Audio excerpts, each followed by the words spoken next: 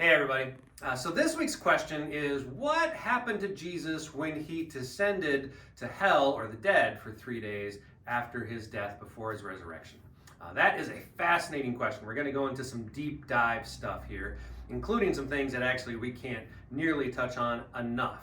Like what is hell, what is the time of the dead, all those things like that. We could talk about those in another space, but we say this as Jesus followers all the time, that after Jesus dies, he descends to hell. We say this in something called the Apostles' Creed. This is something we celebrate within our Easter week from Good Friday leading up to Easter. And what is going on for Jesus there is a big question for a lot of people. Well, actually, I think a lot of people just assume they know that Jesus goes there and is tortured, that the devil tortures him for all of that time, that is part of Jesus paying our punishment, our debt for sins, that all that is wrapped up in both that death and time in the dead.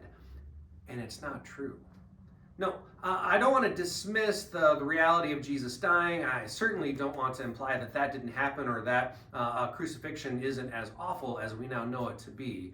But the moment Jesus dies is when he wins. The moment Jesus dies is the moment that the devil knows he has lost. And Jesus goes down to hell to be among the dead, to proclaim good news, to proclaim that death has not won. Death is not the victor. That in fact, the good news of Jesus is truly reigning from that moment on now and forevermore.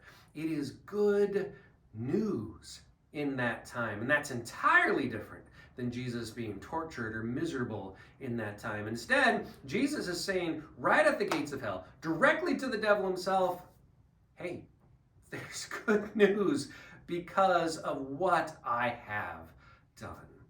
And that is really good news for all of us to hear so many years later as well. Thanks for watching. We'll see you next time.